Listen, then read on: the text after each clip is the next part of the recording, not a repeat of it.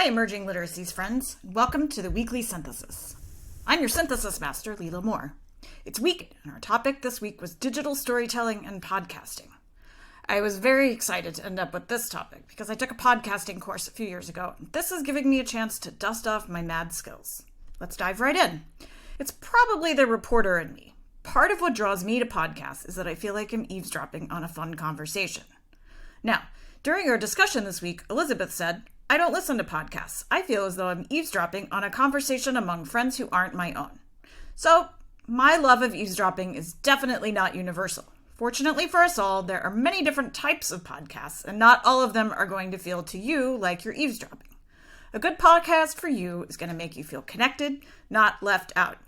Amy Herman, our Voices of Literacy subject this week, spoke with our Professor LaGarde about library podcasts helping create a community among librarians who felt isolated in their jobs.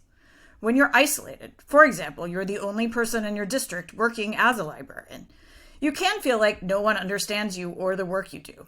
Lena wrote this week, having an in-school network of librarians is something I'm so thankful for, but it wasn't always like this. Prior to me joining the district last school year, the librarian would swing between schools and found it difficult to build relationships or get anything accomplished.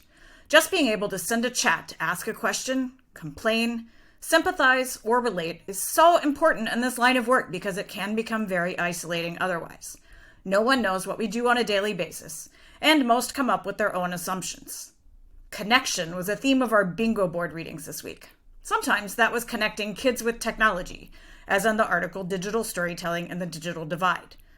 We had several listicles, my favorite, about giving students the tools and tips they need to succeed at digital storytelling, from mapping out the story to actually recording and publishing it. And some of that was creating connection between librarians and their students, or public libraries and their patrons, or library students with issues in librarianship. We had yet another listicle, giving us library-focused podcasts to check out, as well as several articles on the value of library-focused podcasts. What we gain is perspective, Herman said, of podcasting about library work and interviewing others in the same line of work. During the pandemic, Herman said in her discussion with Professor LaGarde, her podcast became a 24/7 conference. The conversations that once would have taken place in person took place through the cloud, and the resources people would have taken home were placed in the show notes instead. Professor LaGarde called this looking for opportunities within the challenge. More of our bingo board resources this week focused on the challenge of bringing podcasts into our libraries. We even had a podcast called Why You Should Bring Podcasts into Your Classroom. So meta! Some of our reading options were technical how-tos, including 10 digital storytelling tools and the Pixar Guide to Phenomenal Storytelling. Herman said that once you have a platform, there's considerable power in pressing record. I'm not sure that being the synthesis master this week conveys that same power to you, but I am comforted by Herman's note that a rising tide lifts all boats. We can all benefit from one of us each week taking the reins and giving our conversation shape, regardless of format. A lot of us don't even listen to podcasts. For some, like Cedar and Lou told us, there are difficulties with hearing or audio processing, respectively, that make listening to a podcast uncomfortable, if not impossible. Paula, too, said it's easier for her to watch a video of someone talking, and invoked her linguistics background, which is always impressive. And that's why I've also included the video version of this synthesis, as well as the transcript in my finished product. For others, there was an aversion to listening to audio on its own, or not finding a connection with the medium. Both Lou and Paula said that they found being active while listening helped them focus on a podcast. I can relate to that, as I regularly stash podcasts I want to hear and take them out on a long run. Amy Herman notes the convenience aspect of podcasting when she says it's like a conversation you can carry around in your pocket until you want to listen. I'm not tempted to multitask on a run. The running, I like to say, is like my fidget spinner. My brain is clear and I'm able to process what I'm hearing. For the same reason, I find cooking dinner and folding laundry, both of which keep my hands busy, conducive to absorbing a podcast. The infographic from our bingo board, The Podcasting Boom Explained, does attribute the growth of podcasting in part to the listener's ability to multitask while taking it in, and notes that listeners retain information twice as well via audio as through reading, and 4 times as well as through a lecture.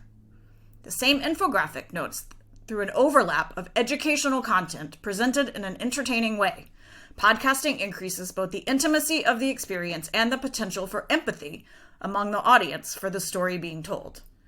In terms of the types of stories we listen to, we were all over the map. Karen said, I listen to podcasts about history, science, and politics. I love reading fiction, but I do not enjoy listening to fiction. I love listening to nonfiction topics, but rarely enjoy reading about them. Candace said, personally, I love hearing about stories that have to do with overcoming challenges. Taylor said, I listen to everything from the daily to more mindless ones like Who Weekly and The Read, which both cover pop culture and celebrity happenings. I write a lot about beauty and entrepreneurs, so I also listen to Naked Beauty, and sometimes How I Built This, just to stay abreast to happenings within the industry. I too listen to a lot of work-related podcasts. I write a lot about sports, so I listen to a lot of podcasts about niche sports, including gymnastics and women's distance running. I also related to what Jennifer said. I think everyone can benefit from hearing someone's story and the unique experiences they bring. This kind of storytelling can shed light on the hardships a person has faced, and that can create an environment of respect among peers.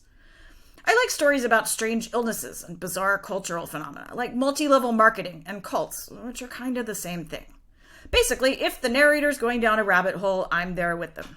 We were more aligned as a class in terms of the types of stories we'd like to teach our students to tell in a digital format or through a podcast. Cedar was right on about Voices of Literacy, saying that a podcast that stays on theme but not on topic would be the most engaging and successful with students. Paula also mentioned that a themed podcast that allowed you to jump in at any point versus a serial storyline was more appealing to her. A few of us mentioned using podcasting as a way to explore the same story from different perspectives. Elizabeth said students could take common fairy tales or stories like Little Red Riding Hood or The Three Little Pigs and create a personal narrative from a different character's perspective. For example, students could recount the events of the story as the wolf. This would allow students to be creative, as well as gain a greater grasp of how much a story can change with the change of perspectives. Lena said that for older students, replacing a traditional formal final paper with a podcast could provide a welcome change of scenery. I actually kind of assisted an ELA teacher with this, Lena said, but mostly just the research part of it. Our students came up with some really interesting questions and interviewed people in the field they were studying, then created a podcast instead of a traditional research paper.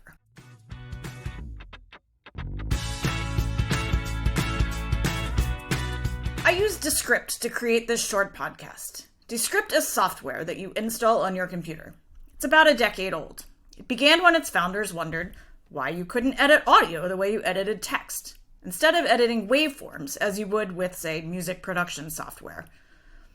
Why couldn't you edit the words instead? Boom, now you can. It also has some cool AI features, like refocusing your eyes on a video, so it looks like you're looking in the camera instead of at a script. Did I use it? I'll never tell. Now, I will warn you that 3 years ago, when I was learning how to podcast, I was told that Descript resulted in some jumpy audio. It was not as smooth as audio edited on, say, GarageBand or Audacity, which are two popular free editing platforms for podcasts. I see this criticism. I understand that it's why I didn't get an A in podcasting, and I raise you the ability to edit words instead of waveforms. For me personally, probably because my background is all in editing words, this is just so much easier. I use this software for my journalism work to transcribe interviews, and I've used it for school as well. If I were truly committing to podcast production, I'd probably teach myself GarageBand again. But for my own needs, and certainly for anyone just getting started editing their own voice, it's a breakthrough piece of software. That's it for the weekly synthesis. Hope you enjoyed this new format. See you all in class.